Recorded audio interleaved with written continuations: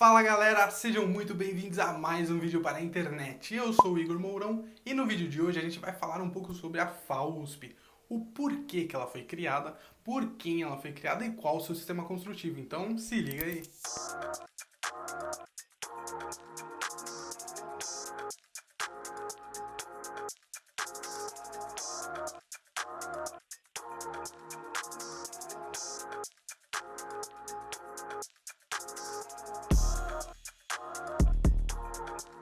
Faculdade de Arquitetura e Urbanismo da Universidade de São Paulo, ou simplesmente a FAUSP.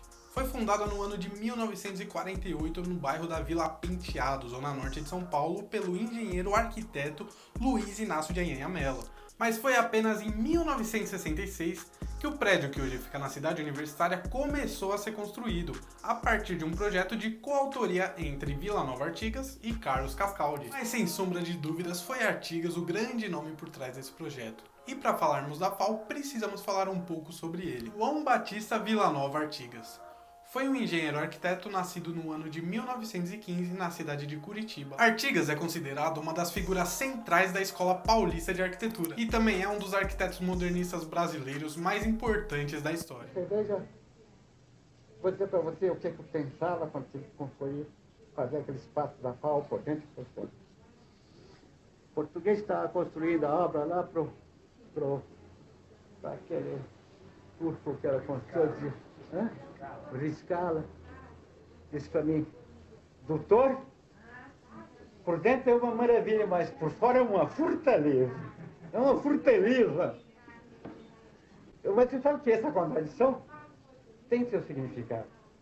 Eu sabia que, né? Eu pensei que aquilo tinha que ser um prédio que não fizesse a menor concessão a nenhum barroquismo. Que tivesse insinuações. Dentre as suas diversas obras, podemos destacar as mais importantes. Tivemos o Zezinho Magalhães Prado, um conjunto habitacional localizado na cidade de Guarulhos. Também podemos citar a estação rodoviária localizada na cidade de Jaú. E não menos importante, podemos citar o estádio Cícero Pompeu de Toledo, o Morumbi. Mas foi mesmo com o projeto da FAU que lhe deu maior notoriedade e estabeleceu sua fama. E foi na FAU, junto com Cascaldi, que eles construíram essa que viria a ser uma das maiores representações modernistas do Brasil. A sua construção foi dentre os anos de 1961 a 1969, e foi nessa época que começaram os questionamentos. A FAU nessa época recebeu diversas críticas, mas a sua principal queixa era sobre o custo elevado da obra. Foi aí então que teve que entrar o Pedro Cruz, o diretor da FAU, que defendeu o projeto de Artigas com unhas e dentes, pois ele sabia que aquele seria um marco na história da arquitetura brasileira. A FAU foi um projeto que as ideias iam totalmente contra a realidade vivida naquela época, e totalmente contrário às ideologias pregadas durante a ditadura militar. Porém, o Artigas foi firme e manteve o seu projeto, deixando de lado toda a sua ideologia política que era totalmente contrária à ditadura militar. Mesmo assim, de nada adiantou. Ele e outros professores tiveram seus cargos cassados e aí ficaram de fora da inauguração da FAU.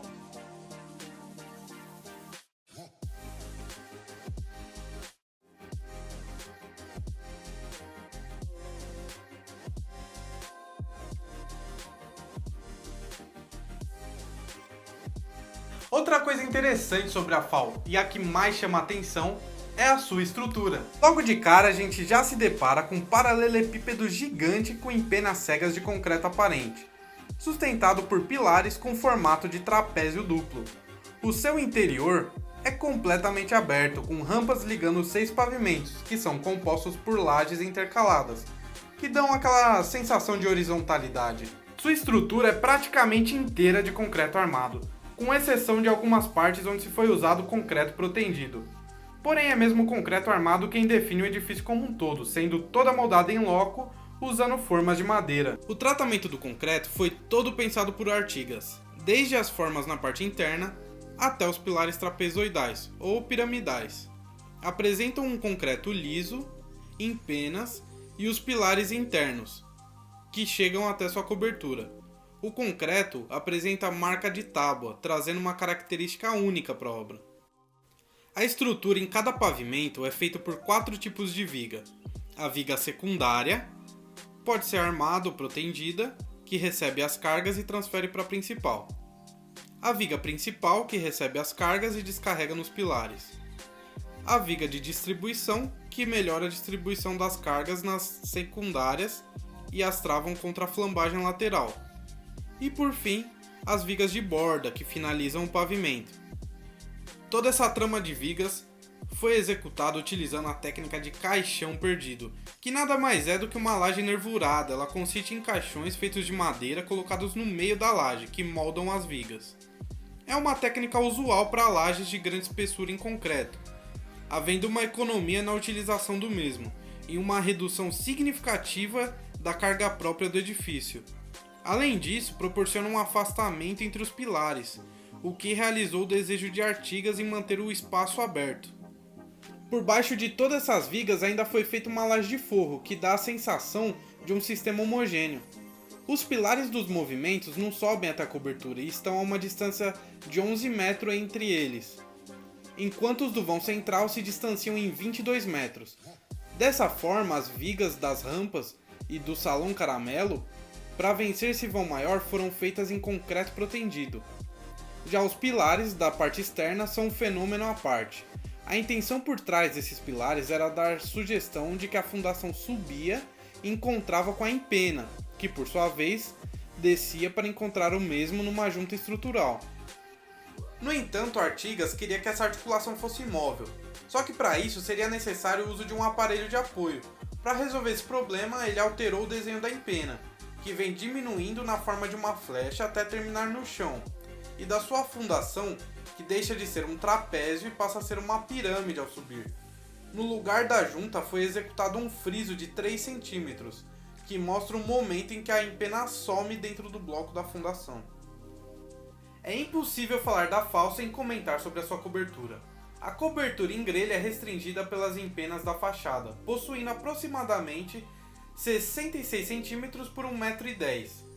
Ela é formada por vigas invertidas e cada domo apresenta uma medida de 2,75 metros, nos dois sentidos.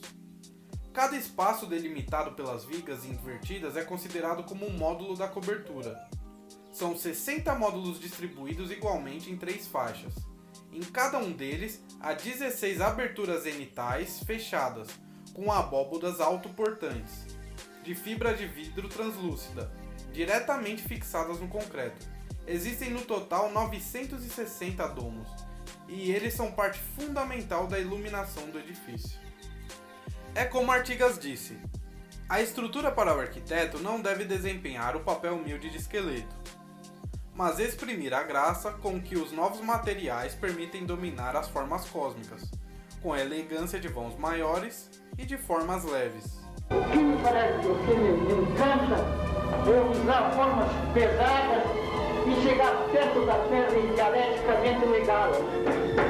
Transformar as colunas nas coisas que atornam para os olhos do engenheiro exigente, dizer, vai cair essa portaria aqui.